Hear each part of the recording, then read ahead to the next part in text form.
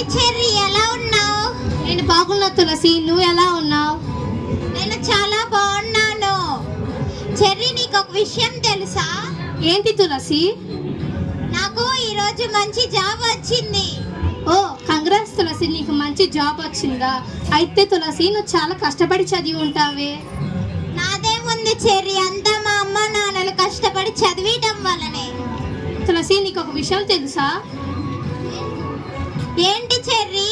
ఇప్పుడు మనం ఇంత స్వేచ్ఛగా చదువుకోగలుగుతున్నాం, కానీ ఒకప్పుడు ఎలా ఉండేదో తెలుసా తులసి? ఎలా ఉండేది? ఒకప్పుడు ఆడపిల్లల్ని చదివించేవాళ్ళు కాదంట, మరియు వాళ్ళకి చిన్నదనంలోనే పెళ్లి చేసేవారంట. అవునా, నీకెలా తెలుసు ఈ విషయం? ఇదంతా నాకు మా అమ్మమ్మ చెప్పింది తులసి. ఇంకా ఏం చేసేవాళ్ళు చెర్రీ? ఇంకా భర్త చనిపోయినప్పుడే భార్యను కూడా అదే చిట్టి మంటలో వేసి చంపేసేవారంట తులసి. దీనిని ఎలా చేస్తారు? ఎవరు అడ్డుకోలేదా? దీన్ని అడ్డుకున్నారు. ఇంకా దీన్ని ఎలా చేస్తారో చూపిస్తాను రా తులసి.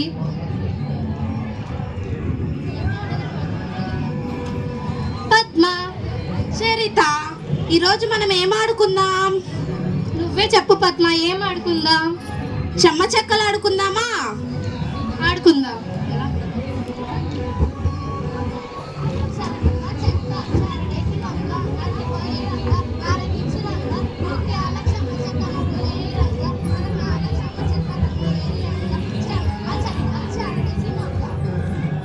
ఇప్పటికే చాలా సమయం అయిపోయింది, ఇంటికి వెళ్దామా? వెళ్దాం పద్మ, మళ్ళీ కలుద్దాం. సరే చరిత.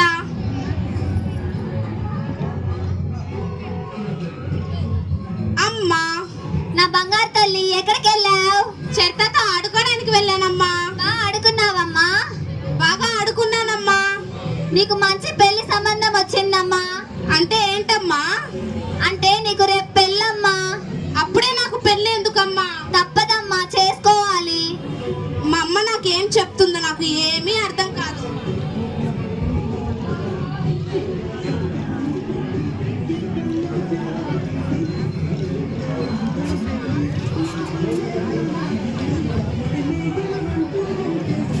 సురేశ శరణం శర్మేత ప్రజాభవ ఆ సంవత్సరాలు ప్రతి సర్వదర్శన.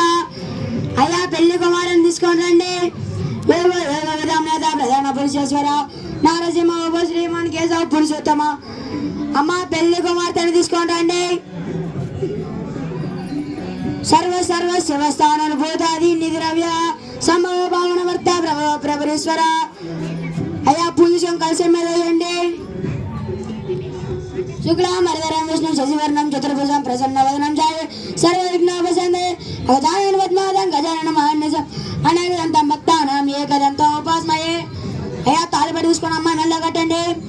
మాంగళ్యం తంతున మమ జీవన హేతున కండే పద్వాని శుభగే మంజీర శరదాం శర. అయ్యా అందరూ అక్షింతలు తీసుకొని వధువులను ఆశీర్వదించండి.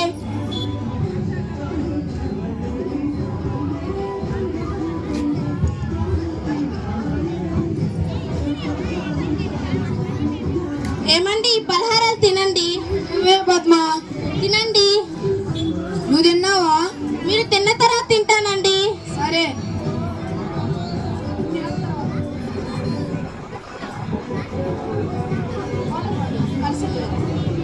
దగ్గురా.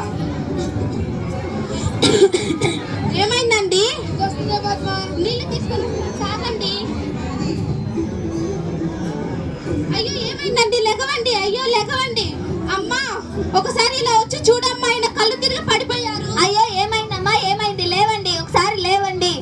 లేవండి, ఏమైందమ్మా? కళ్ళు తిరిగి పడిపోయారమ్మా. అయ్యో లేవండి, లేవండి. ఆగమ్మా, పక్కనే ఎవరినన్నా పిలుస్తాను. తొందరగా పిలువమ్మా.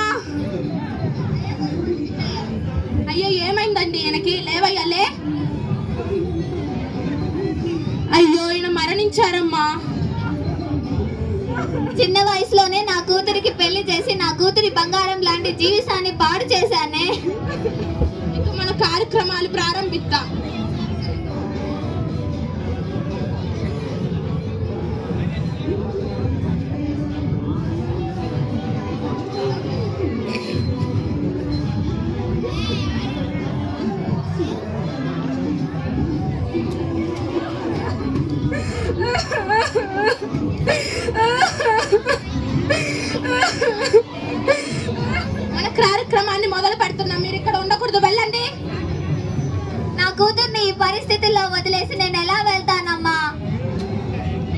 సాంప్రదాయాలు తెలుసు కదా, ఇక్కడి నుంచి వెళ్ళండి.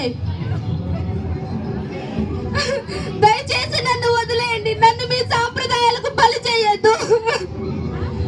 కాదు, మన సాంప్రదాయాలు నీకు తెలుసు కదా, మా వాడితో పాటుగా నిన్ను కూడా తగలబెట్టాలి. ఇది మాకు పూర్వీకుల నుంచి సంక్రమించి ఉన్న సాంప్రదాయాలు, కట్టుబాట్లు. నీకు మాత్రం ఎందుకు వర్తించవు? మరి నా కుటుంబం పరిస్థితి ఏమిటి? ఇప్పటికే నా భర్త చనిపోయి పుట్టెడు దుఃఖంలో ఉంటే మళ్ళీ మీ సాంప్రదాయాలు, కట్టుబాట్లు అని నన్ను ఎందుకు చెప్పుతున్నారు? ఇది మీకు న్యాయమా? ఇది నీ